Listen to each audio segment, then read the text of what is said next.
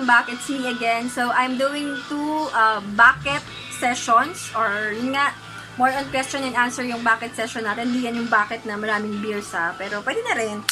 Anyway, ang second BAKIT question natin is, bakit daw hindi nagpipick up yung courier at ano yung dapat niyang gawin? Nakita ko to dun sa isa sa mga comment dun sa ating video tutorial on how to request a couriers in Shopee. Ang masasabi ko dun sa tanong, yung sa unang tanong, bakit daw hindi nagpipick up yung courier? Actually, ang iniisip ko na lang, kasi dapat hindi nagpipick up, dapat nagpipick up sila. Pero ang iniisip ko na lang na sagot doon is, siguro sobrang dami nilang pinipick up, kaya namimiss nila yung ibang seller. Pero still, that's not an acceptable reason, kasi responsibility nila to pick up on time sa seller, lalo na kung confirmed yun sa Shopee. Kasi yun yung policy or yun yung guidelines ng Shopee when you wanted to sell online. Okay, dun tayo sa ano yung dapat natin gawin if in case may experience natin yon. Una yung dapat gawin if hindi sila mag-pick up ng order sa inyo is tawagan nyo agad yung courier. I would suggest maaga pa lang tawagan nyo na sila to ensure na mag-pick up doon sa shop nyo or doon sa address nyo. If hindi sila mag-pick up, then that's the time na kailangan mo siyang again i-report sa courier mismo to have it rescheduled the soonest possible time, kasi it will affect your performance sa Shopee. And then syempre mamaya bago pa ma-pick up, magka-cancel na yung buyer mo, kasi syempre gusto ng buyer faster transaction, not just faster transaction but faster transaction. Second, after mong ma-report yan sa courier, report mo rin yan diretso sa Shopee Help Center. Mas maganda kung via email mo siyang ma-report para at least documented, naka-document lahat ng concern mo or yung case na nire-report mo para dun sa pag-follow through, if in case kailangan mo siyang i-follow up. Pero I hope hindi na, para mas mabilis yung action, diba? So, meron ka ng dalawang na nagawa. Yung pangalawa pala, importante yun kasi ang Shopee and yung mga couriers na integrated sa kanya, meron yung mga agreement and contract in terms of picking up or yung mga fulfillment ng orders. Fulfilling orders and shipment of orders. And then, ang suggestion ko pa na pwede nyong gawin, third is, explore different couriers in Shopee. If meron lang kayong isa or dalawa sa Shopee nyo, explore kayo ng ibang couriers, baka mas maganda yung service niya in terms of your location. Kasi minsan, depende rin sa location yung service ng mga couriers. Merong ibang branch, okay, kasi siguro kabisado na nila yung flow or alam na nilang i-manage yung time in terms of picking up dun sa mga seller. The number 4, make sure to build a good relationship. Importante yan na meron kayong good relationship with the couriers. Kasi ang couriers, meron yung mga assigned specific person per seller or per location. So, most of the time, yung magpipick up sa inyo is the same person din naman. If in case, ibang tao naman, kasi more on, nire-rotate lang nila yon, pero pare-parehas lang yung magpipick up sa inyo most of the time.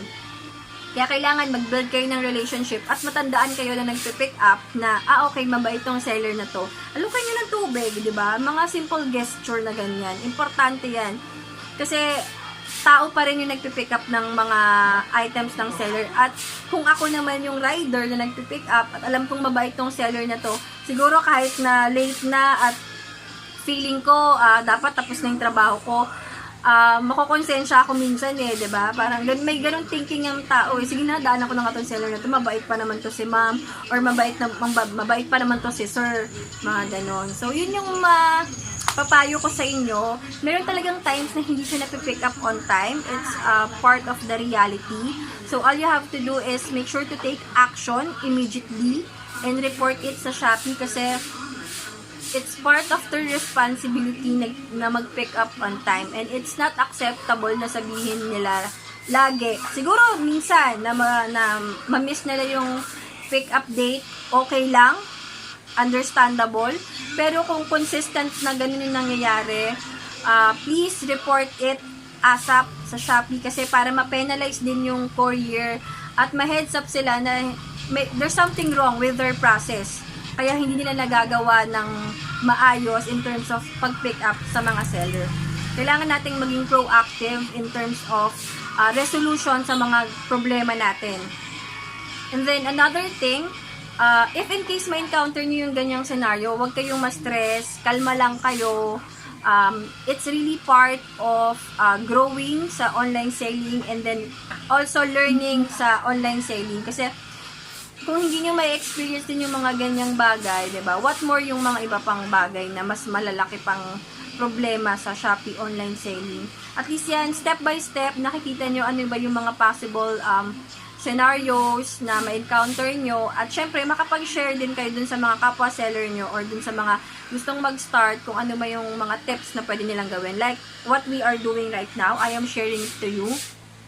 Kasi na-experience din namin yan, hindi nagpipick up on time yung mga couriers, and okay, mapapalagpas ko yung isa, dalawa, pero if consistent na lang ginagawa yon, ayun, nireport ko talaga sila sa Shopee at I actually asked for Shopee to take action immediately kasi they are demanding in terms of seller performance, and I would like to deliver that performance as a seller, and kailangan ko ng tulong nila. Kailangan din yung mga couriers nila or yun nga, yung couriers nila is on time mag-pick up para ma-deliver ko yung performance na hinahanap nila sa akin as a seller. And then, ano pa bang mga mapapayo ko sa inyo? Ayun, huwag kayong mawawalan ng pag-asa kapag na-encounter nyo yung ganitong problema kasi it's really, it's part of online selling. Tsaka maliit na problema lang yan, and there's always a way on how to resolve it. Marami pa kayong mas mga ma-encounter na mas mahihirap pang problema na feeling nyo ayaw nyo na, pero kailangan nyo siyang i-resolve para at least step by step you are moving forward towards your goal or towards success. Ganun naman talaga eh. Meron talagang bumps along the way. Like I said, yung unang step na gagawin nyo if hindi sila mag-pick up is call the courier, report it to courier, and then ask for a reschedule ASAP. Second, i-report nyo sa Shopee via email para documented. Third, mag-explore kayo ng ibang couriers kasi for sure baka merong mas magandang courier na available sa location nyo. Kasi minsan depende yan sa location. And then last but not the least, ano nga ba yung sinabi ko? And number 4, of course, build a good relationship dun sa mga riders or dun sa mga couriers na nagpipick up dun sa shop nyo. I hope nakatulong tong video na to. If in case meron pa kayong mga BAKIT questions, let me know so we can answer it through our channel. And ayun, see you on our next video. Bye!